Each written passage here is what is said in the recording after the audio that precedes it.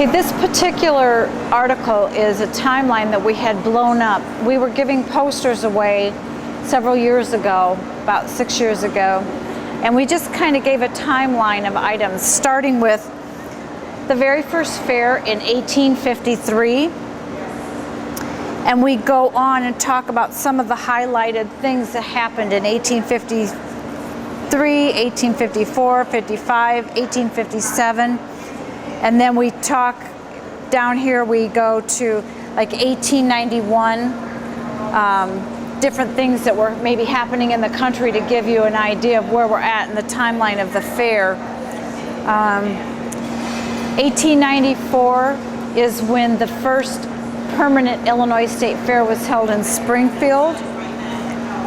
In 1921, the first woman's automobile style driving contest is held in Springfield. So a woman actually got to drive a car in the races.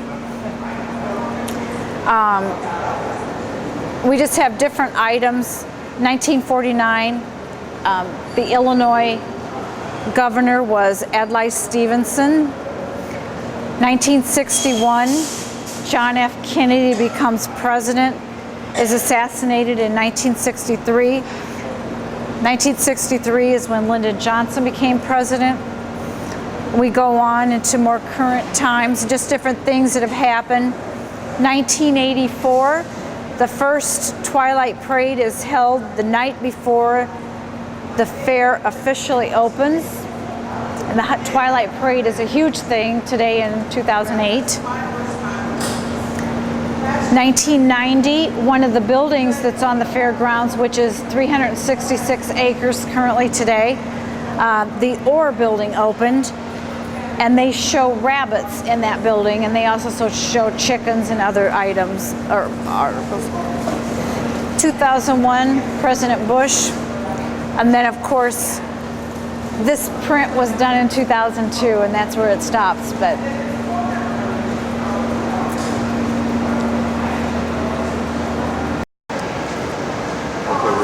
okay, can you tell us what we're looking at here, Pam? Sure. This is a display case of items that people have donated.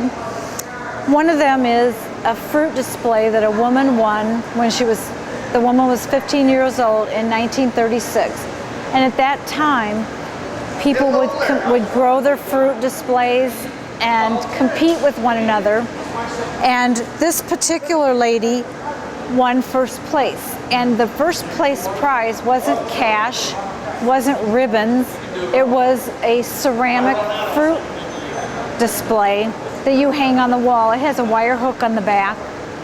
And on the back of that it says Illinois State Fair 1936. And the woman's family grew produce throughout the summer, and she displayed it, and the 15-year-old won it at that time and kept it all those years. So it must have been an awful lot to her to do that. That's pretty neat. Do you know what she was growing to win this? I don't. The woman's daughter who donated just said fruit displays. It could have been grapes, or could have been anything that she grew in her family's garden at that time. It may have been tomatoes or something else that they were growing at that time and competing with other families and other people. Another item I have in here is 3 small beanie caps. This is an interesting story. The family of this person came to us in the last year, the siblings of Bobby, who passed away. Bobby had kept these beanies all of his life. He won them in 1950, 52, and 53, and he actually had his blue ribbon with these beanies. The picture here is of Bobby and his mother. The mother had 7 children, and to keep those kids busy after school was let out for the year, they were on a mission every day to find a new trinket that was sewn on the beanies, and they competed with other children from the area, I would assume, or in the nearby areas. And his picture showed up in the newspaper when he won first place at age 3. And the mother was so proud of her children, all of her kids. And Bobby passed away, and his siblings brought these beanies in, and it's a treasure to that family.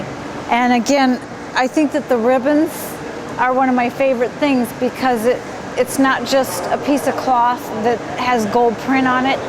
That is a memento that meant something to this person who kept these beanies all of his life for 50 some years until his passing. And the siblings didn't want to see this item just literally thrown away, because if you look at it, you think, well, what in the world is this thing? That's what it is. It meant a lot to this person. So there's a person behind that blue ribbon and a story. And just think of the treasures that he grew up with, the fond memories of his mother helping him sew each and every trinket. There's probably hundreds. There's footballs, cows, fire extinguishers, fish, all kinds of items, coins. And so it meant a lot to that family. And I asked him to write up a story. Whenever anybody donates anything, I ask them to write up the story behind it so that we have this another 100 years from now. Wow, that's great. Great. Thank you. You're welcome.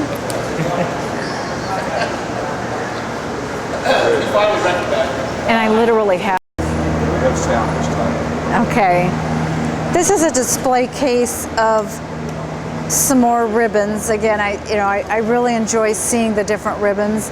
There's a lot of them that are handed out, but there's a person behind each and every one of those ribbons. They have a craft, they have a talent, and they've won first, second, third, fourth, or fifth place for an item. These ribbons were donated from a family, a local family that has them from the 1960s and 70s. And they have had them in their barn and they're on their farm, but they decided they wanted them to be displayed here in the museum. So I was glad to see that. I turned one of them around so people could see the back of the ribbon. This is what they usually, put the person's first name behind there. And in this display case, I also have a photograph down here of a grand champion that they probably got one of these ribbons with. Oh, wow. Years are not exact, but this one, the photograph is from 1971. Some of the ribbons are from 1961, but the concept is usually the same. It goes, year to year. Very neat. What's the oldest ribbon you've collected so far? The one that we recently received from 1899. Wow. Yeah. Very cool. Yeah. And sadly, if you go on eBay, people are selling these ribbons on eBay. Oh my gosh. And we are a nonprofit foundation. We're through the federal government, a 501c3.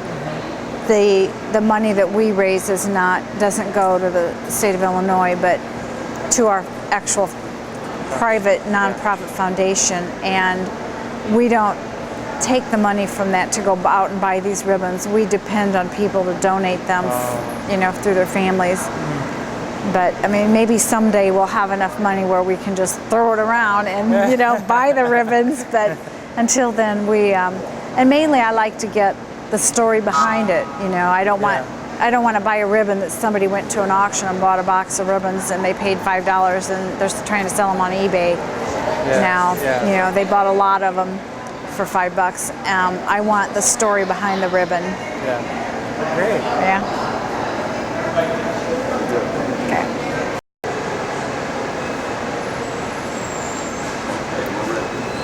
Okay. This is an item that we display in the museum. It's an old phone board from the 1940s and 1950s that was used by operators that would sit here, 3 different operators, and as a call would come in, they would pull up whichever line was calling and connect it to the person that they needed to speak with. So instead of cell phones that everyone has today, and everybody has one, it seems like, you had a landline that was somewhere and you would call in and be able to connect to your person. There was a 3-digit code that each section had here on the fairgrounds. And the operators knew how to do it, and they have a listing here of each area or person and their 3-digit code, and they would just connect them.